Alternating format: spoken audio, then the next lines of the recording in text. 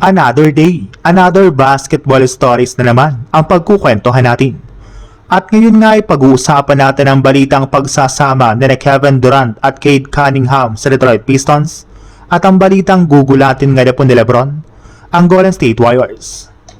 Base nga po sa isang source, may ilang malalaking pangalan pa nga po ang nagsilabasan ngayon na posibleng lumipat pa ng ibang team. At isa na nga po dito ay si Kevin Durant na nagbigay na nga po ng interes sa paglalaro niya kasama si Cade Cunningham sa Detroit Pistons. Ayon nga po sa NBA insider na si Brett Siegel, kung inyo nga pong matatandaan, malaki nga po ang paghanga ni Kevin Durant sa talento ni Cade Cunningham ng mga nagdaang taon. Kaya may posibilidad na nga po na magkasama silang dalawa sa isang team sa mga susunod na season. In fact, kung sakali man nga po na gawing available ng Houston Rockets si Kevin Durant sa trade market ngayong off-season o di kaya next year, isa nga po ang Detroit Pistons sa mga teams na sigurado nga pong kukuha at magkikipag-agawan sa kanya.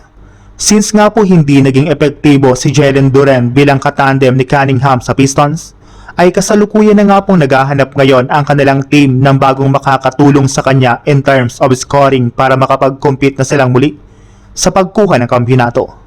Sa ibang balita naman, nag-umpisa na nga po ang pangalawang linggo simula na mag-umpisa ang free agency market, ngunit hanggang ngayon ay wala pa rin naman nga pong ginagawang desisyon si Lebron kung anong team ang kanyang sunod na paglalaroan at sasalihan ngayong offseason.